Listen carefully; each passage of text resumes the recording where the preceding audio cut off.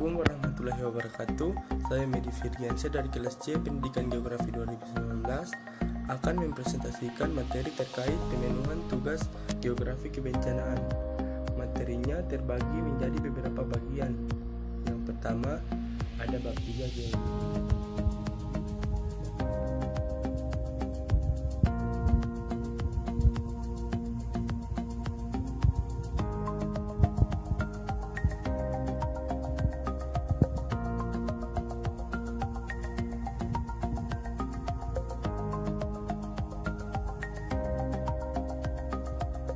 Bab 3.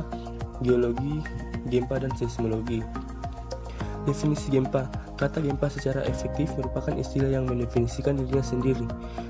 Gempa bumi dapat terjadi karena aktivitas vulkanik, tumbukan meteorit, tanah longsor di bawah laut, ledakan bom nuklir, dan banyak lagi. Tetapi yang paling umum, gempa bumi disebabkan oleh pergerakan bumi yang tiba-tiba di sepanjang patahan. Sesar adalah permukaan patahan di bumi, tampak kedua sisinya bergerak melalui satu sama lain. Tekanan penumbuk di batuan sepanjang permukaan sesar menyatukan beban. Ketika stres meningkat cukup tinggi, bebatuan di sepanjang patahan akan tertidur dan bergerak tiba-tiba, melepaskan energi dalam gelombang yang kita rasakan sebagai tiang gempa. Kesalahan dan pemetaan geologi. Jenis kesalahan. Yang pertama, kesalahan DIP slip. Untuk mendefinisikan jenis sesar yang didominasikan oleh gerakan vertikal yang disebut sesar DIP slip, kesalahan dengan jumlah utama dari offlet mereka dianggap atau arah vertikal yang diakibatkan oleh KRCE tarikan atau dorongan gaya ekstensional didokumentasikan oleh zona kelalaian, di mana lapisan batuan yang semula kontinu hilang. Berikutnya, kesalahan strike dip. Jika patahan menjadi horizontal atau sejajar dengan dineksion pemogokan, sesar ini disebut sebagai sesar pemogokan. Ada dua jenis gangguan terpeleset utama, gangguan normal dan gangguan terbalik. Kesalahan normal terjadi jika dinding gantungan bergerak di bawah relatif terhadap foot wall. Berikutnya ada kesalahan transformasi. Kesalahan transformasi adalah jenis khusus yang dari kesalahan gerakan horizontal yang pertama kali dikenal oleh ahli geologis Kanada. Bentuk kerak dasar laut, pegunungan vulkanis, samudra dan ditarik oleh lapisan oleh graviti dan tarikan lempeng subduksi. Saat pelat bertabrakan, pelat yang lebih padat mensubduksi, mereka meluncur melewati tangkapan lain di kesalahan transformasi. Berikutnya ada perkembangan seismologi.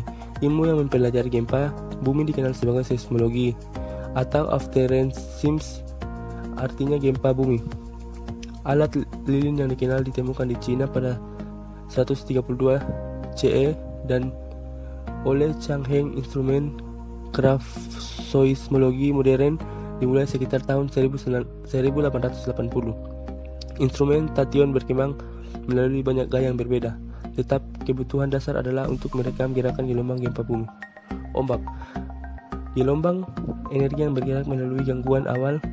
Semua gelombang ini memiliki kesamaan sebagai berikut: amplitudo, ketinggian gelombang di atas titik awal, panjang gelombang, jarak antara periode gelombang berturut-turut, waktu antara gelombang diukur dalam detik, dan frekuensi.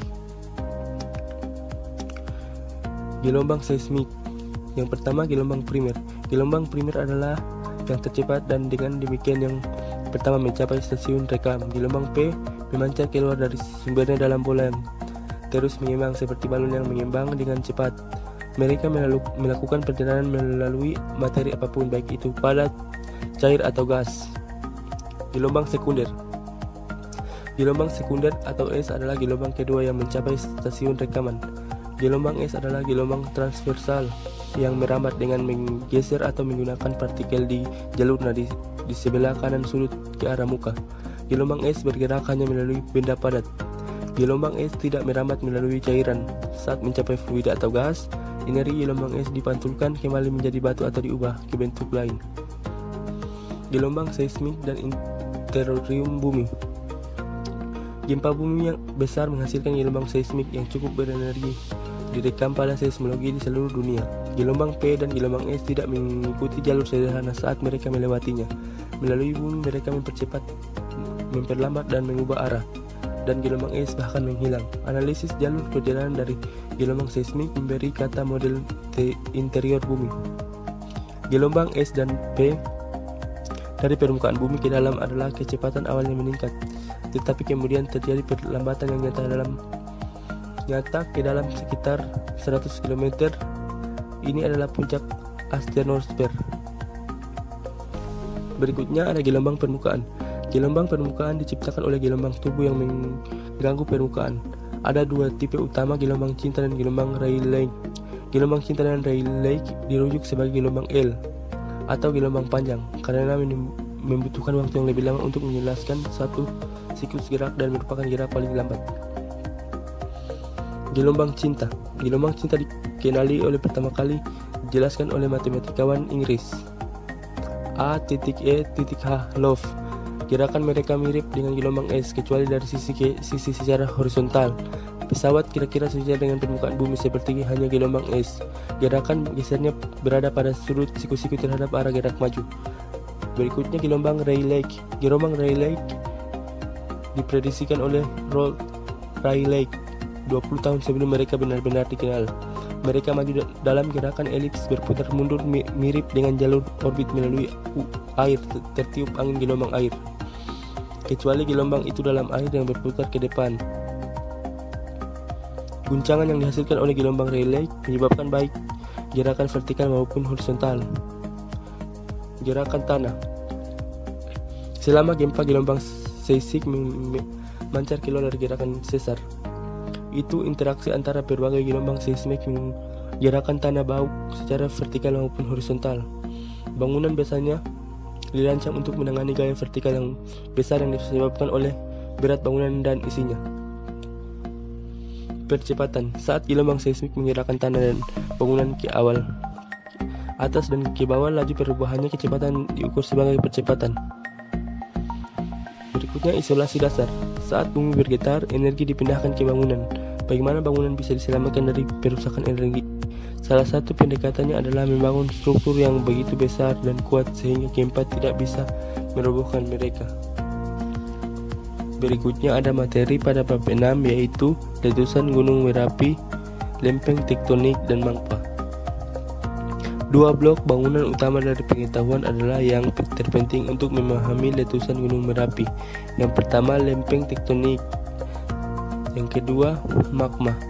Lempeng tektonik telah memberi kita wawasan yang luas tentang gempa bumi. Sekarang ini akan membantu kita untuk memahami Gunung Merapi. Magma atau batuan cair bervariasi dalam komposisi kimianya. Kemampuannya untuk mengalir dengan mudah kandungan gasnya dan volume. Komposisi kimia magma. Meskipun ada 92 elemen yang terjadi secara alami, hanya 8 lebih dari 98% yang membentuk kerak bumi. 4 unsur paling melimpah berikutnya menambahkan 1,2% lagi kerak, membawa persentase berat yang disumbangkan oleh 12 elemen menjadi 99,23%. 0,77% sisanya termasuk emas, perak, tembaga, karbon, belerang, timah, dan familiar lainnya elemen. Bagaimana Gunung Merapi meletus? Letusan Gunung Merapi adalah sarana cepat bagi bumi untuk membuang sebagian panas internalnya. Letusan Gunung Merapi dimulai dengan panas di kedalaman. Batuan super panas akan naik ke level dengan tekanan lebih rendah, dan beberapa batuan panas dapat berubah fase menjadi magma cair, mengakibatkan ekspansi volume dan memimpin langkah demi langkah menuju letusan. Magma dihasilkan dari laburan batuan yang ada. Berikutnya, gaya erupsi dan peran konten air. Apakah letusan Gunung Merapi itu damai atau eksplosif tergantung secara signifikan pada konsentrasi air dan di magma. Misalnya, di semua magma mengandung konsentrasi air yang rendah, akan ada tidak ada letusan yang sangat eksplosif. Bahkan magma riolit viskositas tinggi dengan konsentrasi air yang rendah hanya mengarah untuk memperlambat aliran yang tidak ada aliran saat magma merempes ke atas dan membangun kawah. Beberapa materi vulkan. Magma bervariasi dalam kandungan gas terlarut atau mudah menguap dan viskositas. Kadar air rendah, magma viskositas rendah itu mencapai permukaan biasanya bergerak seiring aliran lahar dengan mudah. Pelarian gas menghasilkan letusan non-eksplosif. Magma dengan kandungan air dan viskositas tinggi menahan volatilnya, membuat gas melarikan diri sulit. Yang letusan tak meledak. Aliran lava sangat khas dari magma basistik dan memamerkan berbagai tekstur. Lava yang sangat cair mungkin dingin dan permukaan licin yang kasar tersebut phPoe. Letusan peledak. Ledakan gas memecah batu dan merobek magma dan batuan tua menjadi puing-puing piroklasik dengan berbagai ukuran dari debu hingga blok bom besar. Shield volcanoes, viskositas rendah, volatil rendah, volume besar. Batuan gunung berapi perisai sebagai besar terbentuk dari fikasi aliran lava basal. Aliran lava ini rendah viskositas, mengandung kurang lebih dari 1% berat, volatil, dan sedang begitu cair hingga mereka melakukan perjalanan jauh agak mirip dengan menuangkan adonan pancake di atas wajan. Besar banjir, viskositas rendah, volatilitas rendah, volume sangat besar. Banjir besar adalah peristiwa vulkanik terbesar yang diketahui oleh bumi. Dua karakteristik penting ialah, yang pertama, besar sekali jumlah magma, gas, dan panas yang mereka tuangkan ke permukaan bumi. Dua, durasi geologis singkatnya. Cone score, kunjungan sedang, volatil sedang, volume kecil. Kerucut skoria adalah bukti terbentuk kerucut, biasanya tinggi rendah, terbentuk dari puing-puing piroklasik, basaltik sehingga andesitik yang menumpuk di samping ventilasi vulkanik. Kerucut skoria biasanya diproduksi selama interval letusan tinggal yang berlangsung dari beberapa jam hingga beberapa tahun. Stratovolcanoes, viskositas tinggi, volatilitas tinggi, volume besar. Stratovolcanoes atau gunung berapi komposit, biasanya sisi curam. Puncak gunung berapi simetris yang dibangun dari lapisan puing-puing piroklasik yang secara berturut-turut ditutupi oleh viskositas tinggi, aliran lava andesitik hingga riolitik yang memerat untuk membentuk tutup pelindung. Doma lava, viskositas tinggi rendah, volatilitas, volume kecil. Kuba lava terbentuk bila magma dengan viskositas tinggi dengan rendah kandungan viskositas mending dengan cepat, menghasilkan penggeseran kuba atau stiker dengan lebar beberapa meter sampai beberapa kilometer dan tinggi beberapa meter sampai 1 kilometer. Urutan letusan khas. Pola umum untuk episode letusan besar adalah bahan kaya gas yang ditembakkan oleh pertama kali sebagai ledakan vulkanis dengan cepat. Urutan letusan kaldera. Kebangkitan. Letusan pembentukan kaldera raksasa mengalami suatu karakteristik urutan. Mereka mulai ketika volume riolitik sangat besar, magma naik hingga beberapa kilometer di bawah permukaan, membukukan tanah ke atas. Sekian presentasi materi mengenai bab 6, letusan gunung berapi, lempeng, letakan dan magma. Berikutnya materi pada bab 8, yaitu gelombang tsunami versus angin. Perjalanan tsunami melalui Samudra Pasifik. Setelah gempa bumi, peta hasil komputer diterbitkan memprediksi ketinggian tsunami di seluruh cekungan Samudra Pasifik. Ketinggian dan pengalaman tsunami yang sebenarnya meliputi Kanada, Pulau Vancouver, tinggi bergelombang 1 meter atau 3,3 kaki. Berikutnya, Oregon, Curry County, menyebabkan lonjakan setinggi 2,4 meter atau 8 kaki. California, Crescent City, tsunami setinggi 2,4 meter atau 8 kaki merusak dermaga dan 35 perahu serta menewaskan 1 orang. Hawaii, gelombang setinggi 3 meter atau 10 kaki menimbulkan puluhan juta gelombang dolar untuk merusak kapal, rumah, dan hotel, terutama Chial Incona. Subsidensi tanah. Penurunan muka tanah pantai biasa terjadi selama gempa bumi besar yang disebabkan oleh subduksi, seperti yang terjadi di Jepang pada tahun 2011, di Indonesia pada tahun 2004, di Alaska pada tahun 1964, dan di Chili pada tahun 1960. Penurunan tanah adalah titik awal untuk mengenali 9 meter gempa bumi pada masa prasejarah di Pacific Northwest.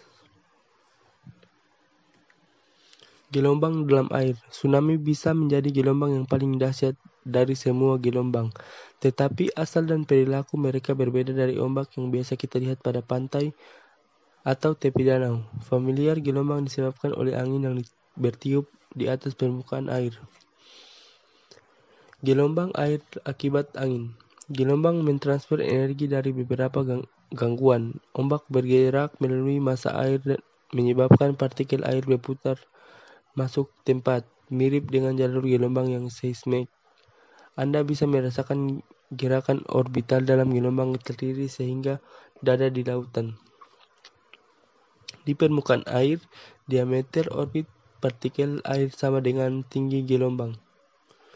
Tsunami, ombak terbesar dan paling ditakuti, sebagian besar berlalu tanpa disadari melintas laut lepas dan kemudian naik dan menghantam garis pantai dengan pukulan dahsyat. Negara dengan sejarah paling rinci dari gelombang pembunuhan ini adalah Jepang, dan gelombang tersebut dikenal dengan kata Jepang tsunami. Tsunami versus gelombang akibat angin. Gelombang laut khas yang diciptakan oleh angin bervariasi ukurannya selama belajar selama 1 tahun. Meskipun periode dan panjang gelombang yang ditiup angin bervariasi menurut badai dan musim, mereka sangat berbeda dengan tsunami. Gelombang yang tertiup angin naik saat mereka di dekat pantai, bergulung maju lari ke pantai selama beberapa detik, lalu menarik diri. Tsunami di pantai. Peristiwa tsunami bisa dimulai dengan penarikan mundur atau mundur dari permukaan laut jika palung gelombang mencapai pantai terlebih dahulu. Penarikan dapat menyebabkan arus kuat yang menarik laut perahu dan berenang jika jauh ke laut. Berikutnya ada tsunami akibat gempa. Gerakan patahan dasar laut yang menimbulkan gempa bumi besar juga dapat menyebabkan tsunami yang dahsyat. Secara umum, untuk membuat tsunami, pergerakan sesar harus memiliki komponen vertikal, baik yang mengangkat atau menurunkan dasar laut, dan memiliki kekuatan gempa setidaknya 7,5 MW. Berikutnya ada tsunami akibat Gunung Merapi. Aksi vulkanik dapat menimbulkan tsunami yang mematikan. Gunung Merapi dapat memberikan sentakan energi ke dalam badan air dengan beberapa cara. Mereka bisa meledak, mereka bisa roboh, dan mereka bisa mengirimkan longsor puing ke dalam air. Berikutnya, tsunami akibat longsor. Gravitasi menarik berbagai batuan dan massa sedimen ke dalam dan di bawah laut dan danau.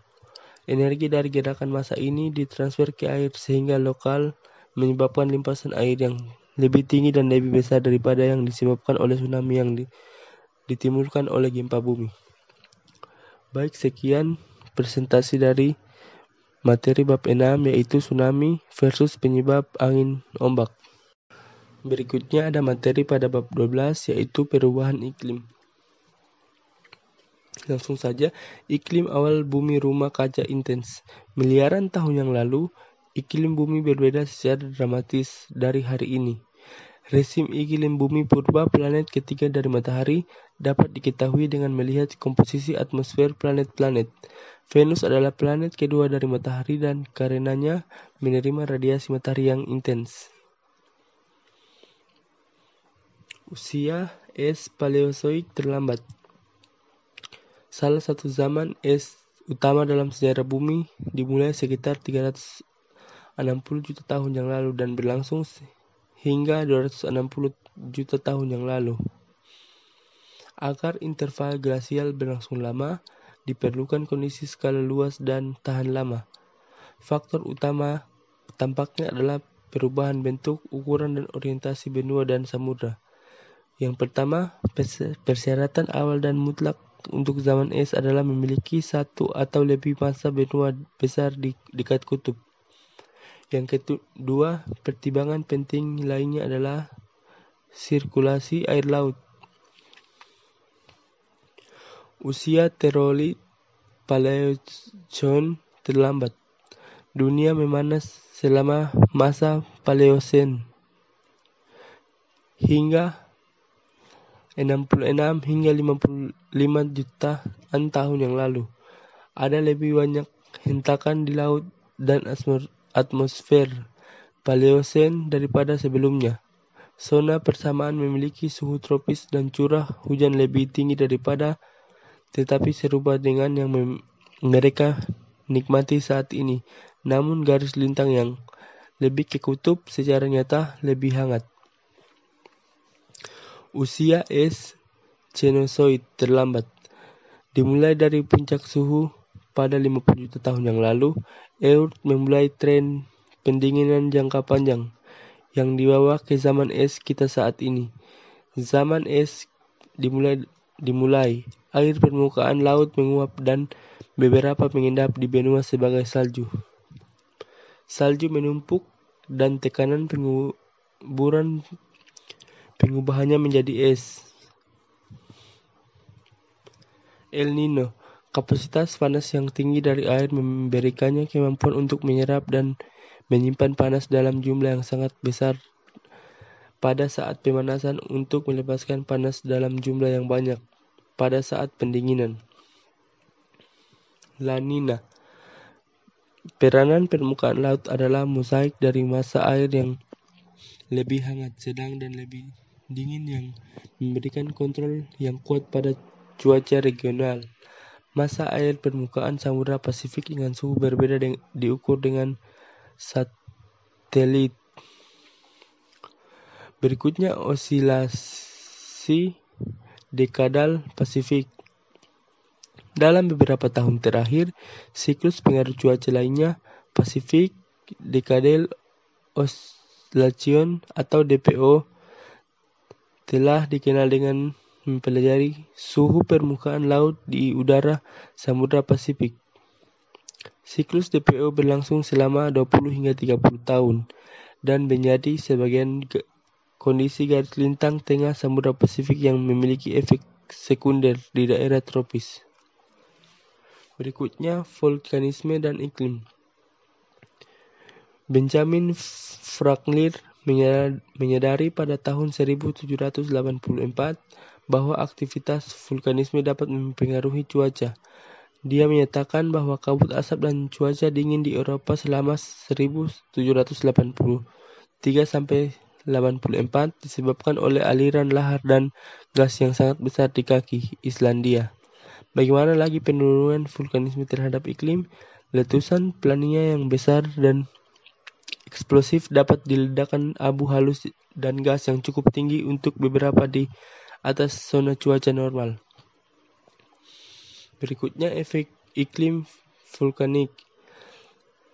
Letusan El Gijón, Pinacho, Tambora dan Toba memberikan gambaran tentang bagaimana vulkanisme dapat mempengaruhi iklim. Letusan yang kaya gas dapat menurunkan jumlah radiasi matahari yang masuk dan dengan demikian menyebabkan produksi pertanian menurun, yang selanjutnya dapat menyebabkan kelaparan, penyakit, dan kematian. Sekian presentasi mengenai bab 12 perubahan iklim. Lebih dan kurangnya saya mohon maaf.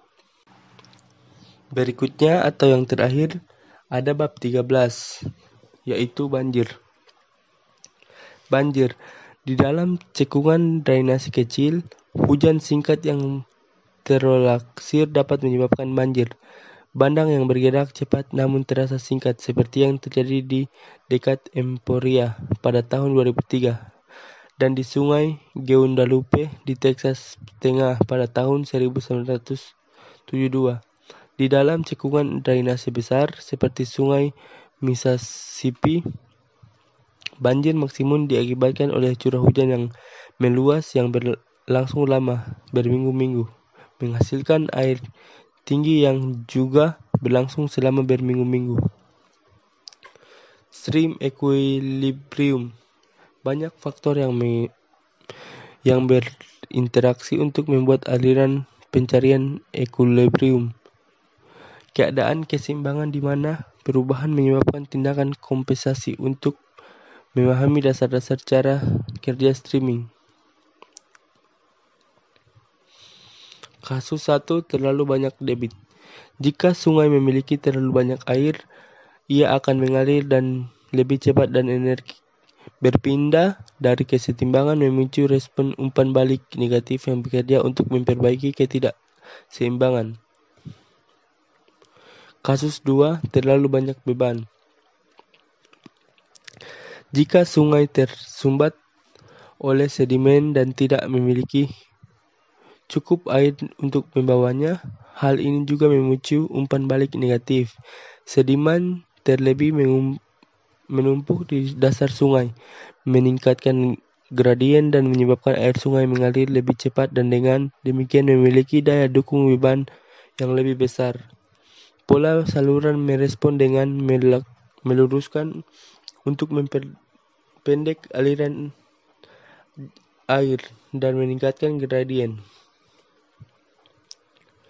Teori graded stream.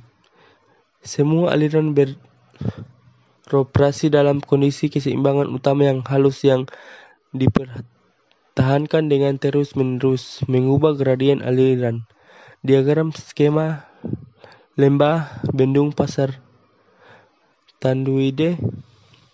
Seiring waktu sebuah strana menyaring taka dengan sedimen dan kemudian mengalir di dekat danau yang terisi. Dampak banjir. Dataran banjir adalah aliran sungai selama flood. Aliran membangun dataran banjir dengan erosi dan deposisi. Dan stream berhak atas dataran banjir mereka kapanpun mereka mau. Manusia yang memutuskan untuk terbang di dataran banjir, penjudi mereka mungkin memenangkan peraturan selama bertahun-tahun, tetapi aliran masih menguasai banjir, polos dan setiap pesahan datang kembali untuk mengumpulkan semua taruhan. Sekian presentasi dari bab 4. Lebih dan kurangnya saya mohon maaf. Terima kasih setelah menonton video ini. Semoga dapat menambah wawasan dari teman-teman kita semua.